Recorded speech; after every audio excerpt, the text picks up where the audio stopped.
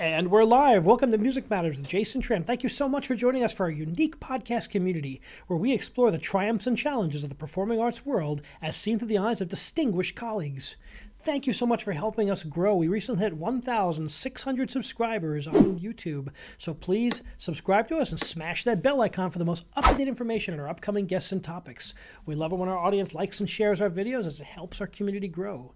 To see our library of over 210 past episodes, check out our website at www.jasontram.net. We have a wonderful guest today. We have Maestro David Wroe, who's the music director of the New Jersey Festival Orchestra and also currently the principal conductor of the Phoenicia International Festival of the Voice in New York. He regularly conducts all over the world. He's worked all over Europe and Asia, and we're delighted he could be here today. Welcome, David. Jason Tramm, it's a pleasure to be with you. Always a pleasure to catch up. We got to catch up this summer at the Phoenicia Festival, and it was a blast. We did, and I think between you, me, and the whole artistic team, we pulled off an extraordinary event. Wouldn't you agree? It was such a special place to make music to, out under the stars and under that amazing tent. And what an incredible feel that festival has. It's an interesting place. Phoenicia is such a small, beautiful town in the wilderness, but boy, that has a great. It's just a special artistic climate. Indeed. It's God gave us such a magnificent gift of nature in the Upper Catskills. And for those of us who aren't familiar with Phoenicia, you go straight up, is it 87? 87, the New York State Thruway. Then when you get to Kingston, you hang a left on Route 28 and drive down there for about 45 minutes until you're in the heart of the Upper Catskills, and you don't blink because if you blink, you've passed Phoenicia. It's basically a crossroads, and I think a population of 300 and change when there's nothing going on. But when the leaves turn, there is some skiing up there, and then also, of course, with the Phoenicia International Festival of the Voice, thousands of people home in on this little hamlet, and this piece of paradise nestled in these really magnificent quasi mountains. That is a cross between hills and mountains. The activity is and energy is palpable, to be making music in such an environment is frankly a privilege.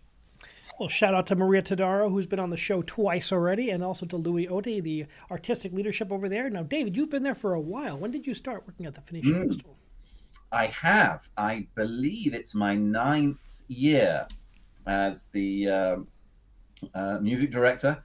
And over those years, we've got through much of the major repertoire, Butterflies, Bohèmes, L'Elisir d'Amore, Carmen's, and many others. It's been an honor for me to be associated with Maria and Louis, who make an extraordinary artistic team. We were just before we went online, we were talking about Maria and Louis. Maria, who was an accomplished mezzo soprano, really made a major change in her career and went into directing, and it's been a fantastic change for her.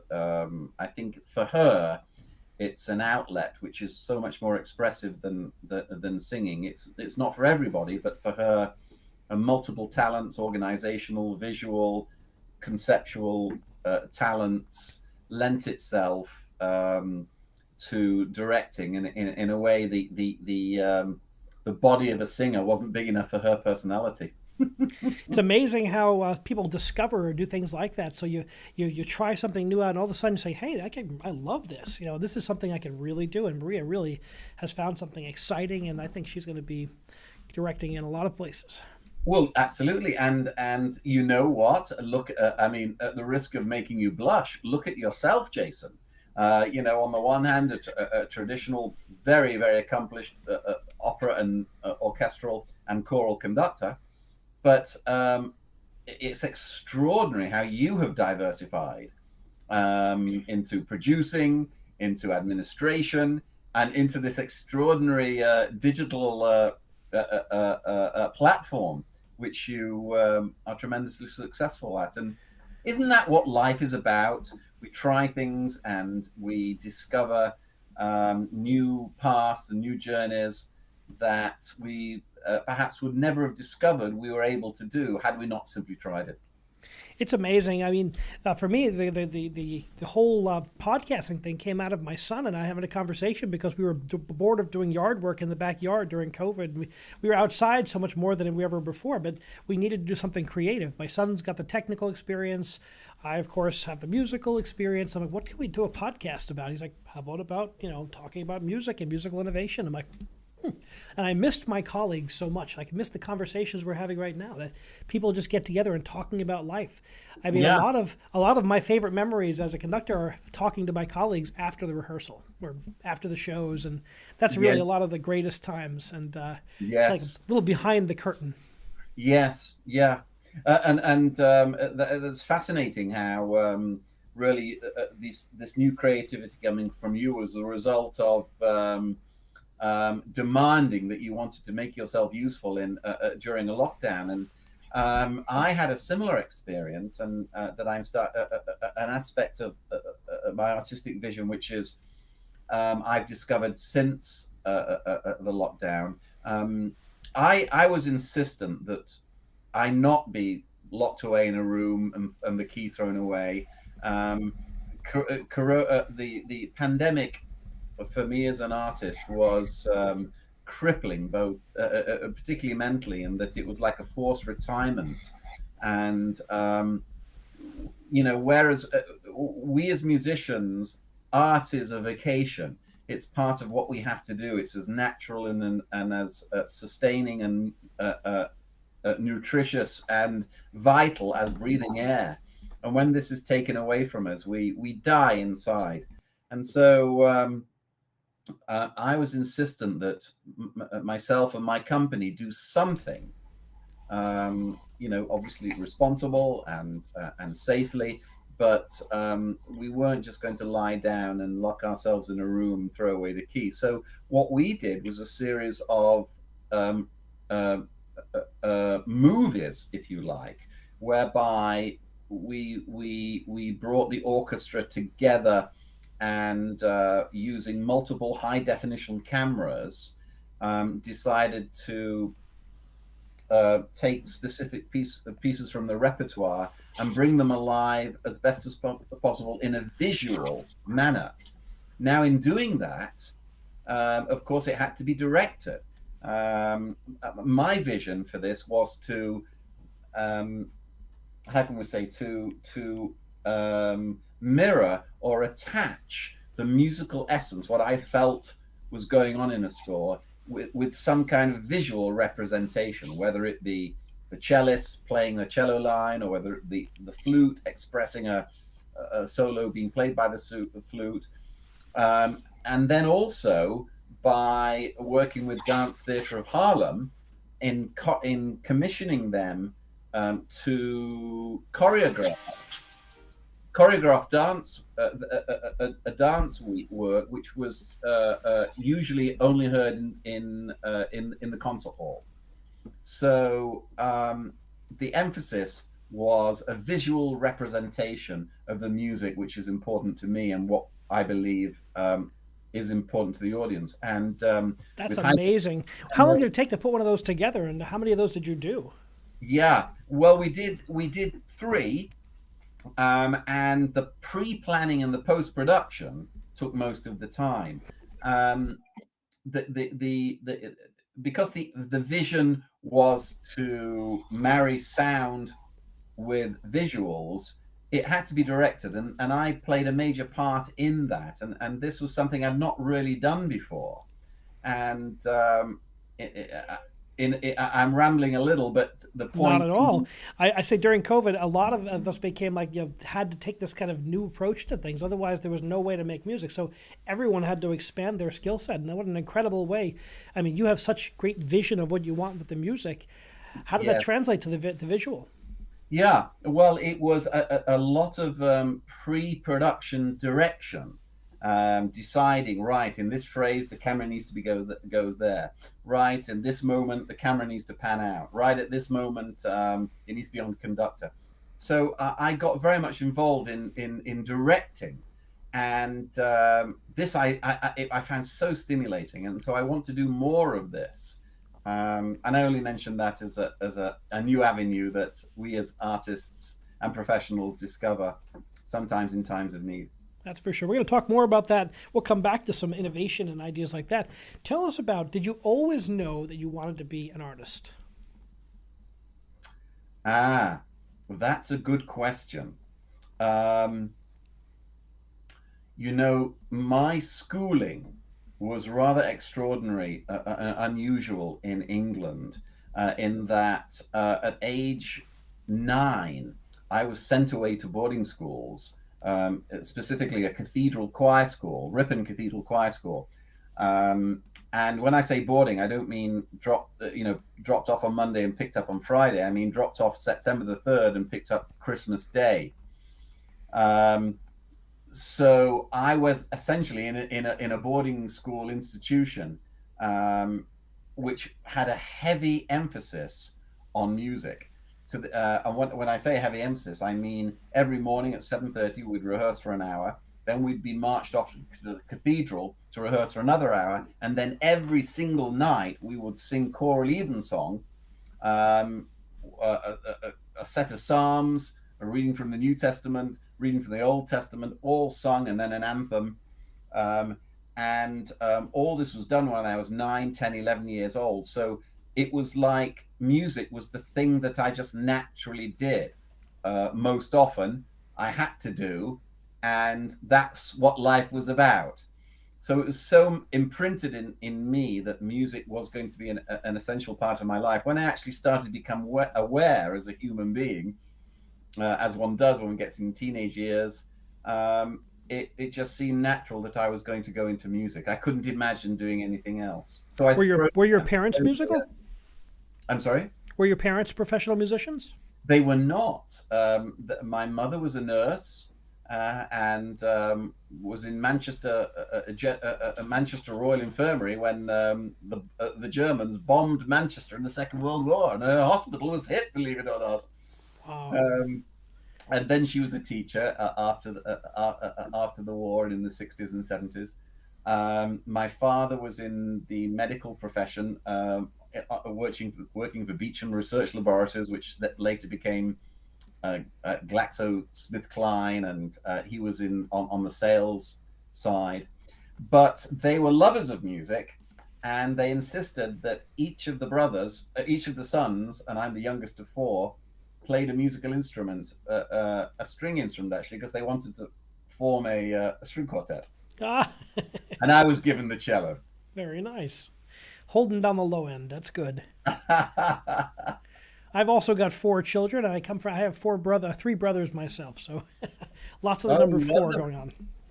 Where are you? Are you the youngest or the oldest? I'm the 3rd of 4.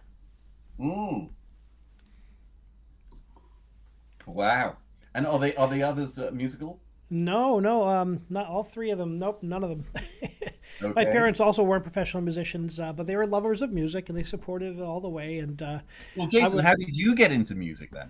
I was a boy soprano from a young age in my local church. I went up in a Lutheran church with a lot of singing, and I was always.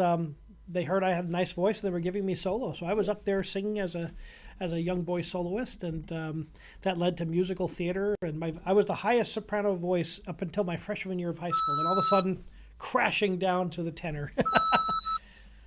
Okay, so you Never had got to baritone, but I've been here ever since, the tenor land. You had a similar upbringing to me. What's fascinating, I have a few of my colleagues who are also in the choir schools. I can name probably 3 of them so 3 conductors I know have careers in the field who all started off similar to you. That must be an incredible way. You're surrounded by it 24/7. It's just around you all the time. Jason, as you know, because obviously you lived it as well, it's an extraordinary experience. I mean, every single night, singing and being exposed to Palestrina, Lassus, that whole wonderful Renaissance period of English music, William Byrd, Thomas Tallis, Wilkes, Tompkins, Gibbons. These were, masters of the Renaissance, and then the early Baroque composers, Handel and the like. And then there's this, as you know, there's this wonderful rebirth of English choral music in the late 1800s and early 1900s with Stanford and John Ireland, great Ireland, composers. Ousley and Wesley. They wrote exquisite anthems and choral motets, which are very, very much underrated, but I'm sure you know many of them. Holst Vaughan Williams, absolutely. Oh, yes. Peter Warlock, we can keep going. This is awesome. I know. But I'll tell you something, Jason, and I wonder whether you agree. Being brought up in the choral world, but now, for me, being more involved in the orchestral, operatic world as well, but I do a lot of orchestral work. What it taught me was the essence of the singing line in music. And Carl Böhm said, who's famed for his Mozart interpretations in the 1950s and 60s, when he was queried about what is the essence of your music making when you perform Brahms or Mozart, and he said, you always have to create the singing line. And so that gift, seek the singing line and find the arch of the singing line. Amazing advice. Isn't that the truth, though? And like learning how to breathe with artists, whether it's a piano player, whether it's a string player or a string section, the art of breathing is so important. Even though they don't breathe to play their instrument, a simple breath solves so many problems in an orchestra. Absolutely. I couldn't agree more, Jason. And also the interpretative essence of singing, the stressors and the releases are a magical part of making music. For example, the leap of an octave for us, for singing is quite an event. You need to, galvanize the energy, support the breath, and then jump up to that octave. So you feel the gravitational pull. But for a string player to jump an octave, it's just moving the bow like that. But it's important that a string player still feel that gravitational pull, which is the essence of singing the octave up, jumping for an octave up, even though physically it's very easy for them. And so that's an example, one of many examples of where the intuitive, the experience of singing can and should be applied to the expression of the musical line for instrumentalists. Interesting for me. I started in, of course, I was a singer, and I began as a singer, and then I made the transition to conductor, and I was lucky enough to be around a lot of opera, and that kind of was my entry point. And then I discovered I love conducting orchestras, and I've done it. Every time I can, I work with different repertoire. I do. I just love delving into the orchestra rep. But I just find it makes my opera conducting better. It makes my choral conducting better. Going back and forth between orchestral, choral, and opera keeps me very humble and interested. And I just love to learn new scores. That is my favorite thing in the world, is have a stack of scores that I have to learn. Just dig it, new symphony, new concerto. Yeah. Well, it calls for different skills as well, doesn't it, Jason? And in the orchestral world, sometimes conductors have a reputation of not taking accompanying singers or accompanying as seriously as them standing up and conducting a Brahms or a Bruckner or a Mahler symphony. But it takes very, very different skills. And for me, and I'm sure for you as well, I get as much pleasure implementing the skills of an accompanist when conducting as I do as a benevolent dictator when conducting a Bruckner symphony or a Mahler symphony or whatever.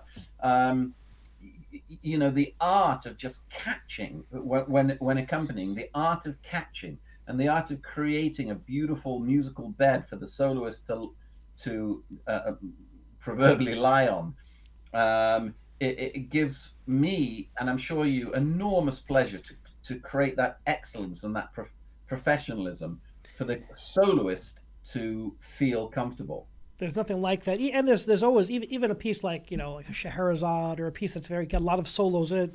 There's a lot of accompanying in there too. Your back and forth accompaniment and leading, and I love that kind of that's like opera conducting in so many ways. You have to kind of lead strongly and then kind of accompany and then do it's like two at once, and it's like steering a ship.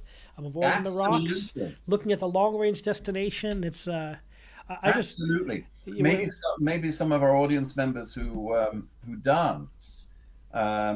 The man, even though they let the lady shine, the man essentially leads, but leads in a subtle and understated way, leading the lady to be the soloist she is. And there's a parallel for any of us in the audience. Oh, my first wife was a dancer, so it's true, and it's amazing. Yeah, there is that give and take, and the lady has a function that's slightly different. It's like they have their own part of the equation, and the male has their part of the equation together. If one of those isn't strong, if it's not a great female dancer, then it's only half the picture. Yes, it's like we all have our function and our roles, and I wonder how that's changed. The maestros, we look at the Toscaninis and the old school maestros who were yelled at people and fired them regularly if they missed a note. I mean, it must have been a very different situation. Well, sometimes I think these traditional maestri get a bad rap. Yes, they were dictators. Yes, they were authoritarians. And yes, they were at the top of the heap, so to speak, in terms of the hierarchy. However, you have to remember that the art of orchestral playing was not what it is, and even the level, to a certain extent, amongst regular musicians, was not at the level that it is now. And so these orchestras in the 1920s and 30s and 40s, they needed a disciplinarian to galvanize them into an efficient fighting unit, so to speak, for using military terms. I like that. And it was the best of these conductors did it by brute force, and I'm not sure how else it could have been done in those days. I love the hearing about these stories. The stories are so legendary. We had Stefan Miller on the program, who was a pianist from Vienna, who was assistant conductor for Herbert von Karajan at the beginning of his career. Wow. And we were talking about on the show, and this is I'm like, whoa, mind blown. How come I didn't know that? So what was he like? What was Maestro von Karajan like? And he was like, well, he was a very different person in front of the orchestra than he was in front of the soloists. Two different human beings. He was very kind in front of the soloists, and he was like a mean taskmaster who said, in Beethoven 7 that, you haven't played this note correctly in 20 years. I hear that, I'm just amazed. I'm like, whoa. Well, with workers' rights, and also the elevation of the level of performers now, and the ability of professional musicians now to be able to implement many of the skills that the conductor stroke teachers were in the old days. The conductor, to be a teacher, is less important, and his or her job is more now of a coordinator and a collaborator to manage very, very high qualified, often superb musicians. And that's a slightly different job than what it was in the old days. So yes, you can, we have to be careful not to take out of context the style of how old conductors worked and think that, that style was wrong because it wouldn't work today. That style doesn't work today, but it did serve a purpose in the old days. It's interesting, I tell my undergraduates this, and it always reminds me too that nothing's ever locked in time. Take a look at the violin, how it's changed since the Baroque period and the Renaissance period, how it's changed and altered, and how even the instrument that's been around for so long, the string composite has changed, the bows have changed, everything's always changing. We just don't see it because we're there. Very, very good point. Yes, yes. The great, in many different ways, the Industrial Revolution was an enormous event in our civilization, and one way in that it affected music making is that it really created a middle class with expendable income. And what some people wanted to do, some of the middle class wanted to do with expendable income, was to go to concerts. And so, whereas in Haydn's or Mozart's or Bach's day, a big audience for them would have been 150, of which their instruments were adequate. Gut strings, smaller instruments, volume, the limited projection power, and the halls that they played in, or rather the private residences or the palaces that they played in, were were really quite compact. But of course, with the birth of the middle class and people's desire to go out and listen to music, concert halls became bigger. Stages became much bigger, and technology needed to adapt to make the instrument heard in these bigger halls, and therefore then we added more brass with the invention of the valves. We completed the brass part of the quartet, and then we needed more strings, and then we need more. The arms race begins. The modern violin, which has so much more projection power than the old Baroque violin. And you needed a bow, which was designed very differently from the Baroque bow. And it was all about projection, being heard in a hall of 1,000 or 1,500 or 2,000, as opposed to in Baroque times, playing to an audience of 100, 150, 200, 250. So technology changed changed instruments, and also, as you know very well, changed the style of singing. The primary reason why singers sing with vibrato nowadays is to enable the singer to sing at a very, very much stronger a level, but fluctuate that voice a little, in order for them to just sustain singing for an hour or 2.5 hours, 3 hours in an opera. If they didn't use vibrato, but they were expected to create a volume which would fill a hall of 1,500, they'd be in the hospital with laryngitis after 45 minutes. Yeah, it's the concert arms race where the orchestra got bigger, the singers had to get bigger to match. We had to find bigger voices, train bigger voices, train them differently. I mean, absolutely, everything has changed in society, so it's not surprising to think that since the 40s and 50s and 30s, that music and the way an orchestra and the role of an orchestra has changed. The role of the conductor has changed somewhat too. Yes.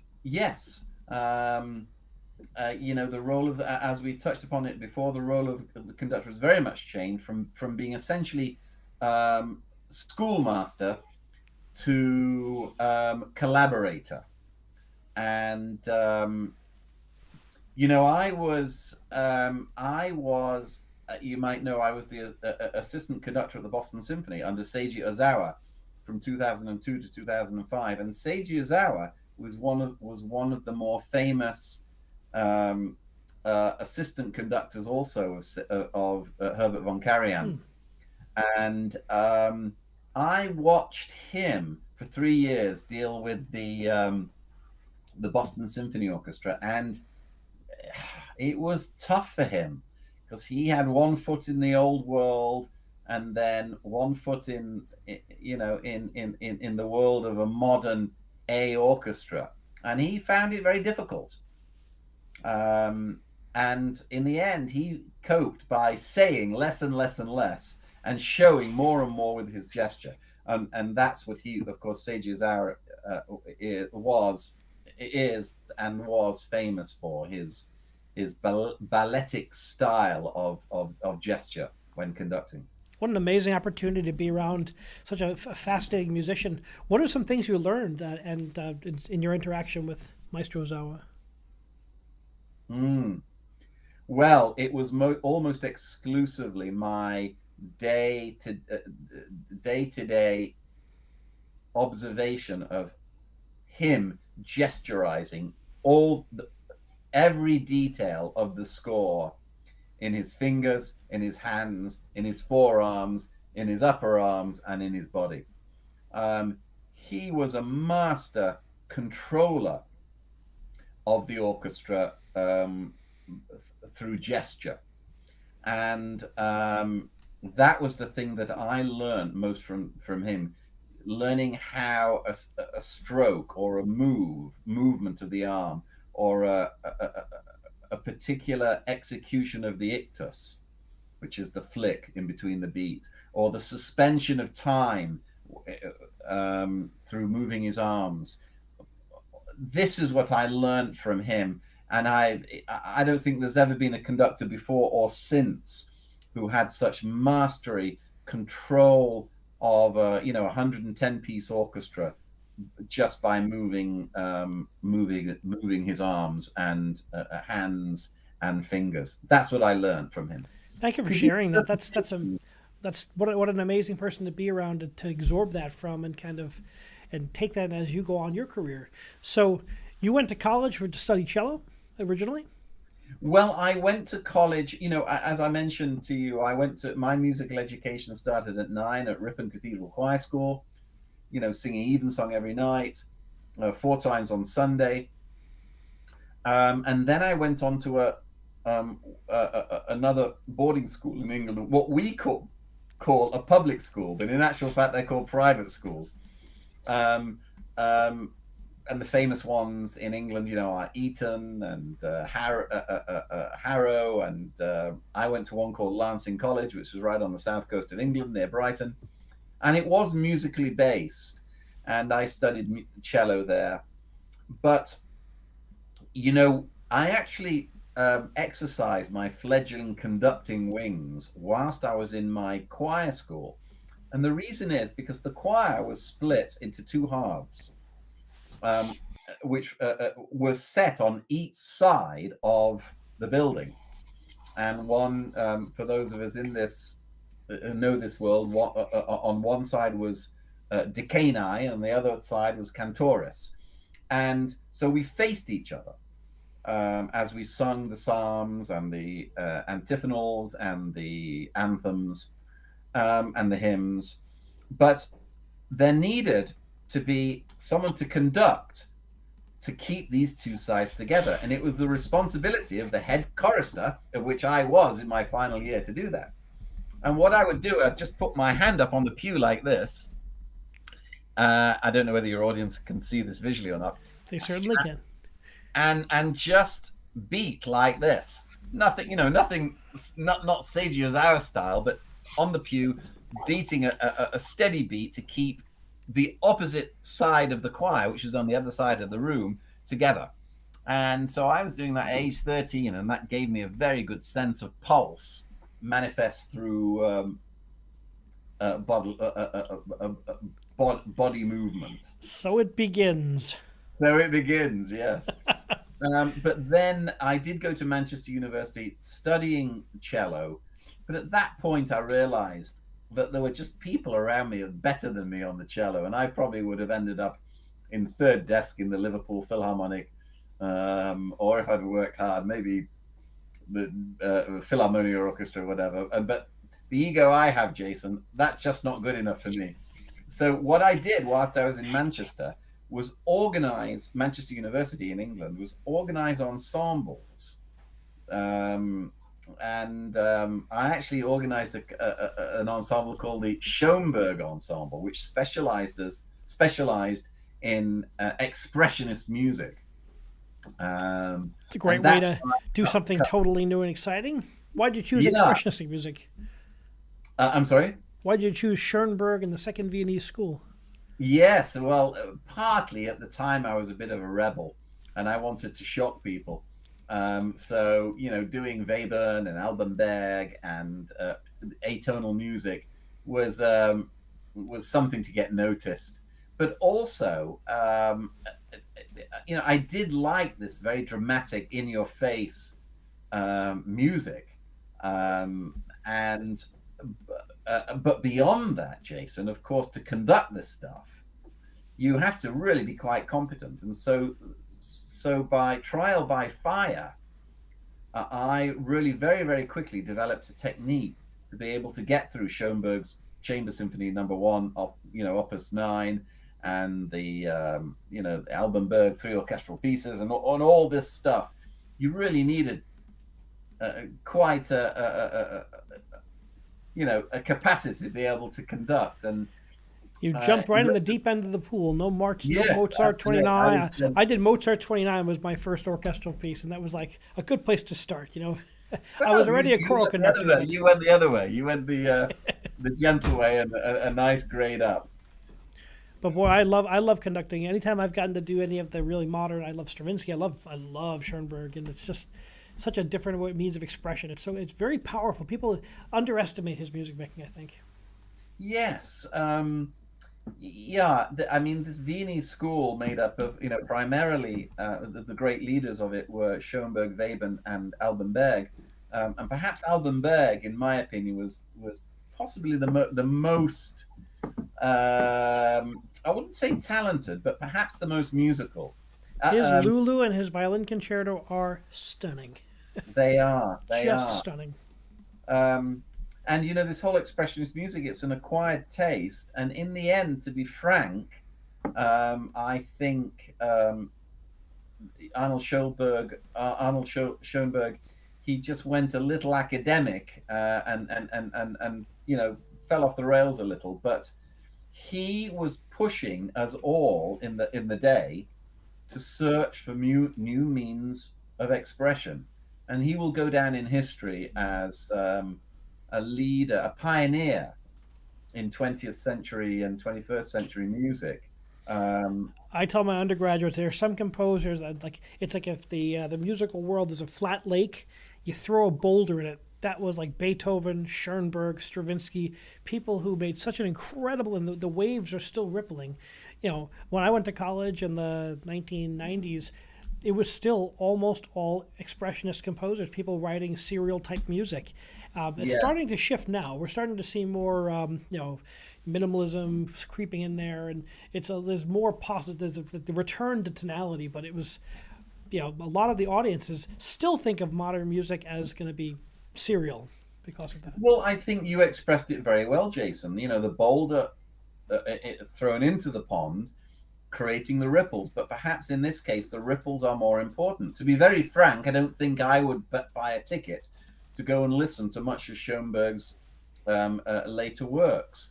But as a historical figure, he was very important, and some of the ripples were composers who then took aspects of his work and created, fantastic pieces of music. And so his influence was perhaps as important as the works he did. Although, Gurrelieder and Verklärte Nacht are some of the most beautiful pieces of music ever written. Verklärte Nacht in particular. I saw Gurrelieder in Disney Hall with Esa-Pekka Salonen, and it blew my mind. Oh, wow. As a young student, that blew my mind. Yes. And whether to be very honest, composers like Mahler and of course Stravinsky to a certain extent, and many other 20th century composers took note of what Schoenberg was doing. And so his touch was a wonderful gift to other great composers who composed music which now we would listen to, rather than the teaching lesson, if you like, that Schoenberg created, that we probably, the later works, that is, and the atonal works that we probably wouldn't be interested in. So atonality in itself is, the jury's still out on that. Dodecaphonic music, that is, the very academic, systemized version of 12-tone music. I think the jury is still out whether it was just an academic exercise, but we still argue, can people hear a retrograde version of a tone row? Can anyone actually hear that in the music? It's cool on paper. I love the mathematics of it, but not easy. Well, that's right. That's why I mean the jury's out for the general public. But you get the jury is not out for the general public. I went to see. I had a friend who was in the Moses and Aaron at the Met, and I was downstairs with the cast of just having lunch with the cast of Merry Widow, and they're like, the orchestra's been tuning for 3 hours. Well, the academics are going to be cursing us, Jason. But again, it's important that actually, I'll tell you something though. Benjamin Britten said a very, very interesting comment, and he said the rot set in with Beethoven. Now, what does he? And I've thought very hard on what Benjamin Britten meant by that, and I think what he meant by that is that Beethoven was the first person who was really writing music for himself, and when you do something for yourself, you've got to be careful. You've got to be careful not to so much do it for yourself that you lose complete and utter contact with the outside world. And Benjamin Britten, by saying the rot set in with Beethoven, I think he was referring more to his later string quartets, which are masterpieces, but really insular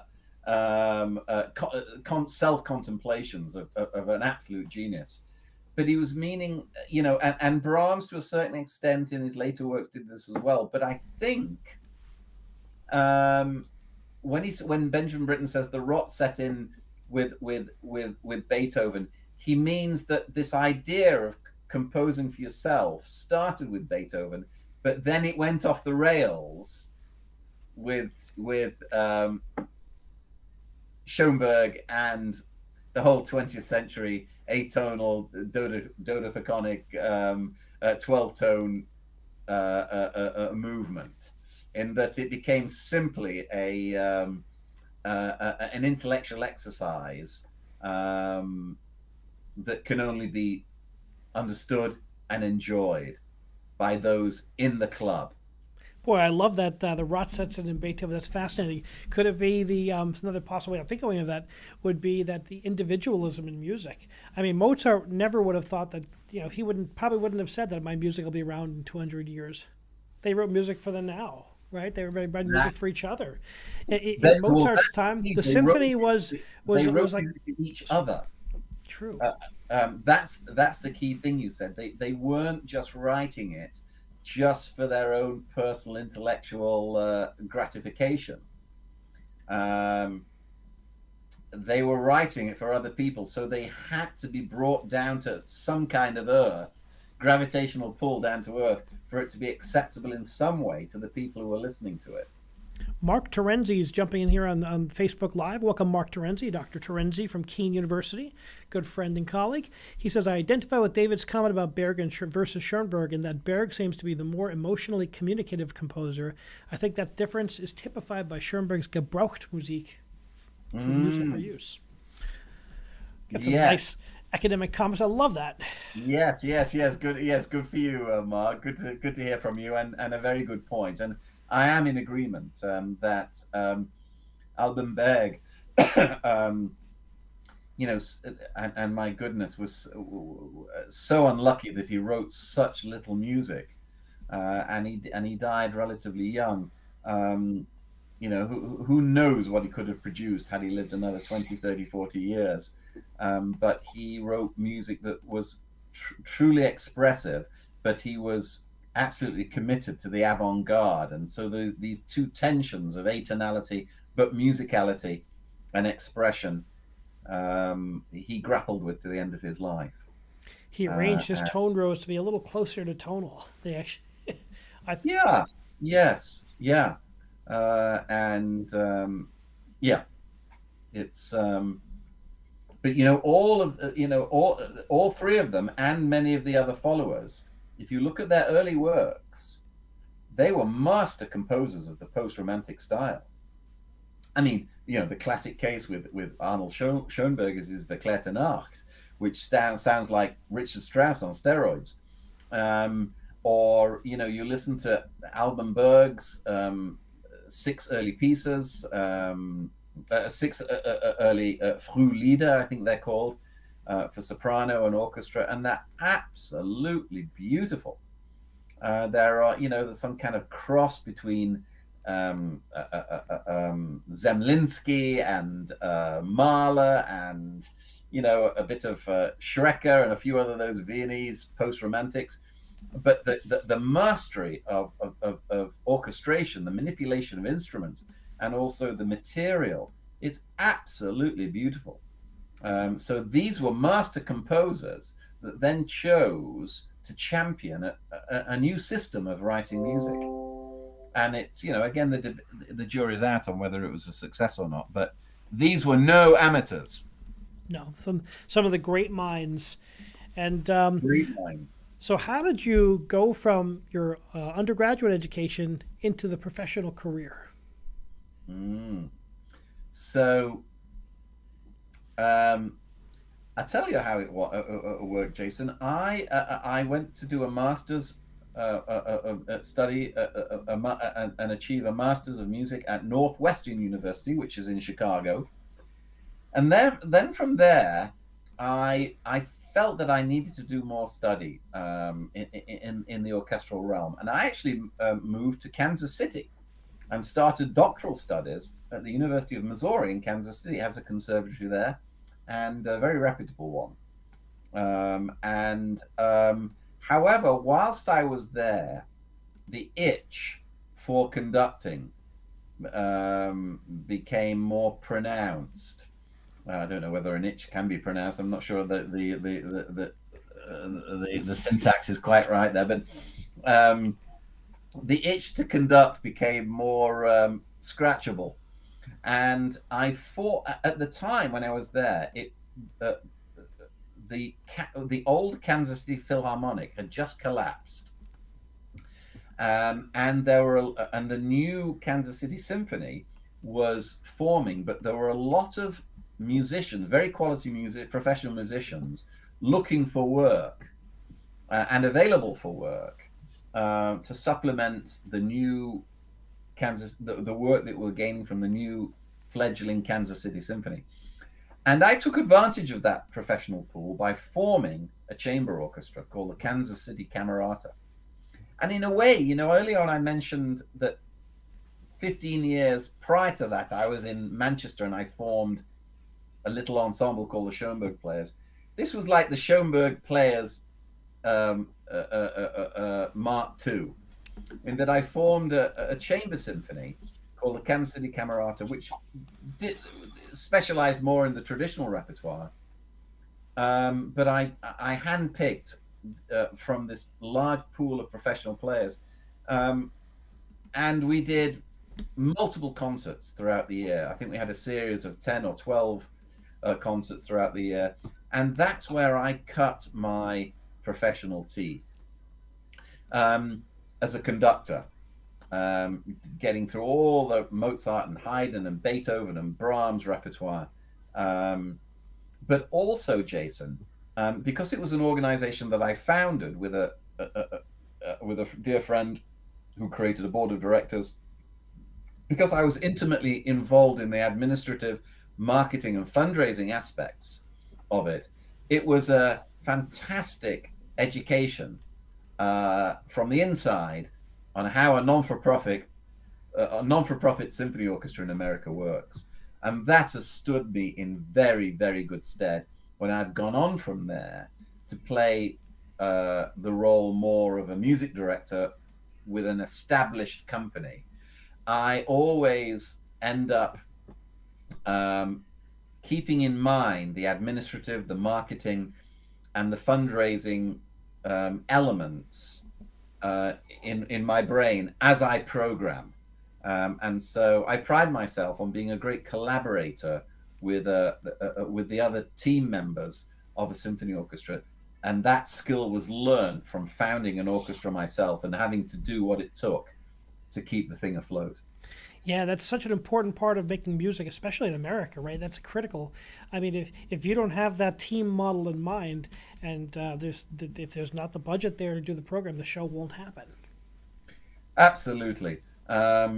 You know, it's to a certain extent it's a business, and the bottom line is there has to be a bottom line, meaning that expenses have to equal income. And somehow you've got to figure out to get through the year with a balanced budget, because you can't sustain debt for long in the arts world. So you have to make quite tough business decisions when making artistic decisions. And you know, all companies at all levels face this. You know, not to talk out of school, but I was at the Met 2 nights ago watching Boris Godunov, and prior to that we had a dinner, and I was talking with some of the big donors there, and you know, the topic of the day is the Metropolitan Opera going to survive under the pressure of its you know, of income versus expense? Is the next generation going to come and support it like their grandparents did? I mean, there were much more active supporters back then. I mean, we're seeing the last vestiges of those type of donors die off now, or come to the end of their line. And who's going to pick up that baton to support the arts? And are the people with the money today have the same philanthropic bent as they did? That's the question we all face, and it's and all of our job is cultivating new audiences, is bringing younger people in there to cultivate that next generation. That's a very, very good point. Cultivating new audiences, but as professional musicians, we can't be too highbrow and have a sense of too much of a sense of we know best when bringing our audiences along. We need to keep an element of popularism married with discovery and intellectual exploration. Excellently put.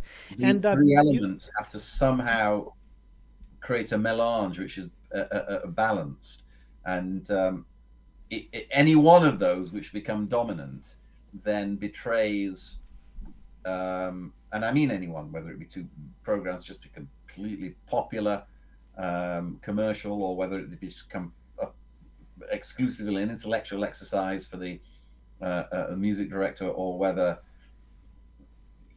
you know, that becomes such a financial burden that collapses the company. If any one of these pillars of an artistic of a performing organization becomes out of whack, then the house of cards will collapse. So it takes a strong leader and someone with a wide perspective of all these different things to keep everything in balance. Your present affiliation with the New Jersey Festival Orchestra, how long have you been with that orchestra? Because you've been around for a long time, doing really interesting programmings. You always do classical repertoire, of course, and I see opera in your seasons often, really high-level soloists coming in. But you also are reaching out to younger audiences with different types of programming as well.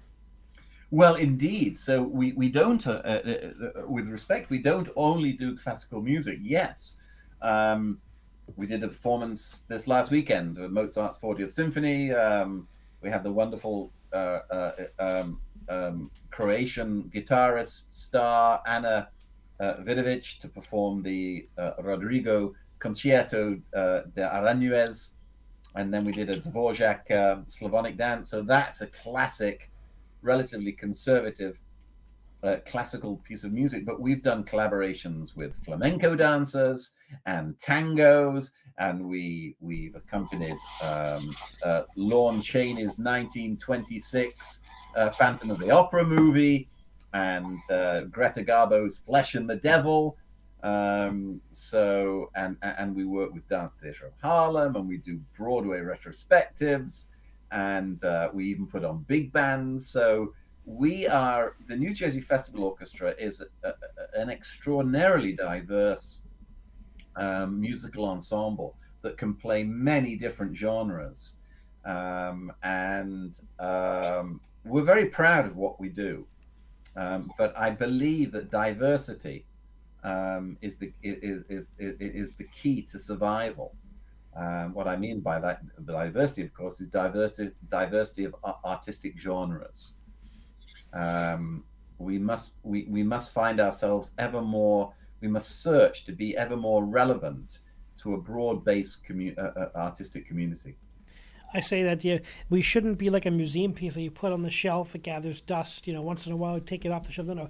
Look, what you're saying is a living and breathing entity that understands the trends of today while still promoting the great music of yesterday. It's that mix is what's powerful. And congratulations for continuing this success when so many other companies have had financial troubles. You've been leading the way in New Jersey. Well, I thank you for that recognition, Jason. Indeed, I do. I mean, I think that perhaps the classic example I remember a number of years ago is when we did a performance that in the second half, I think it was a Beethoven's Seventh Symphony, but in the first half, we did a collaboration with members of the Dance Theatre of Harlem, and music included Aretha Franklin's "Call Me," and some other jazz numbers from some of the jazz greats, Ella Fitzgerald and others. So, Aretha Franklin, I believe, should be on the same program as Ludwig van Beethoven. Why not? They probably get along. I always wonder, how would some of those people get along if they were in the same room together? Louis Armstrong and Dvorak, or I always wonder. I think they love each other's company because they have something in common which unites them all, which is a passion for the music that they play, and a level of excellence in their discipline, which is unparalleled. And they would recognize many similar attributes that they have due to these commonalities. I always find whenever I'm in the room with other artists, whether genre aside, I've been lucky to be on the show with lots of rock musicians, and I'm a big rock fan when I'm not doing classical. I'm always fascinated by the whole rock process, going to some of the shows and seeing the energy it requires. I have a lot of respect for different musicians across genres. People don't realize how hard some of these styles are. It's not as easy as you might think. Oh, it's not easy, but you know what? The common denominator of all that is organization and discipline. These great rock groups, they rehearse and they plan, and it's tight as it's tight as a neatly wrapped bale of hay, their presentations, and whereas an audience is just going wild and thinking, oh, what fun this is. It's very much a controlled experiment by those who are producing it, and I mean those on stage. And so they perform, but they're master performers who are completely and utterly in control and knowing what they're doing. And whether it be rock or jazz or classical music, this runs common throughout throughout the genres. And it's funny, I had an interesting conversation with my son when we were talking about Jimi Hendrix, and he was saying, oh, Dad, wasn't some of his best music created when he was stoned? Absolutely. Well, actually the answer is absolutely not, because that's the reputation that he was heavily under the influence. But I've heard from people who saw him and some of the people that knew him saying the truth is that when he was really under the influence, he couldn't perform in a way that he did when he really thought it out. It's more the legend takes over, right? The legend, of course. Yeah, that makes sense because obviously anyone who's is not in their right mind can't produce with that level of art. That's true, and there are some exceptions, and we see the famous Woodstock videos of Jimi Hendrix, but more often than not, he had thought it out. He'd rehearsed endlessly, and the licks and the famous pieces that he recorded, they were done when he was stone cold sober. As is with the case with many of these rock stars, their reputation and their legend is as much a marketing tool as anything else. But the truth is, like Liszt fainting at the end of a concerto program, right? He would pretend to faint, and they would catch him, take him off stage, and the audience would go crazy. The first rock star. Right. Yeah, it's a show. But the truth is, these people were very, very accomplished musicians and very serious musicians who knew exactly what they were doing. Mick Jagger still is a marathon runner, and he takes ballet lessons and modern dance lessons every week. Wow. Right. The guy's been doing it for 50 years or so, and still that level of intensity when he performs, because that's what his shows demand. Yes. I love that. Yes. And that's just not him mucking around on stage. It's all organized and planned, and it comes from a deep sense of discipline. And that's what all great performers and all professional performers have to have. They have to have a sense of discipline and rigor and control of what they do to a very, very high degree. It's not just people. It's not just someone getting out there and enjoying themselves. We see that with classical music because of the technique, but they don't always see that with rock and roll. What's that? Our technique is, in classical music, the technique is everything. So with a concerto soloist, you just know that the technique is always there. I guess with rock, some people don't think it is as much.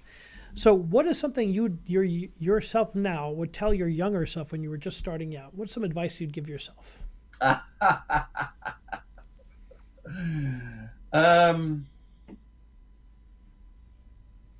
Oh, Jason, that's such a great question. And it reminds me of somebody once, a cynical friend of me once said, God got it wrong, and that I wish he'd have, the wisdom that we have, that we glean as we get older. Wouldn't it be fantastic if we had that wisdom when we were younger? And then perhaps as we get older, we become more naive or less knowledgeable. But if we had the knowledge that we have when we're older, when we are young, how brilliant we would all be. The frailty of the human condition. The frailty of the human condition, yes. And the joy of discovery.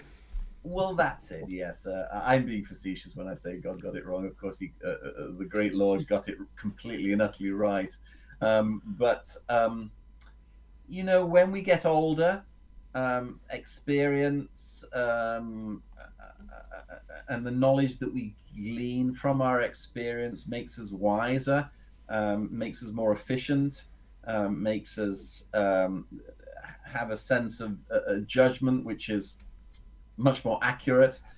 When I was young, I wasted so much time, and I couldn't see things that I now can see relatively clearly. So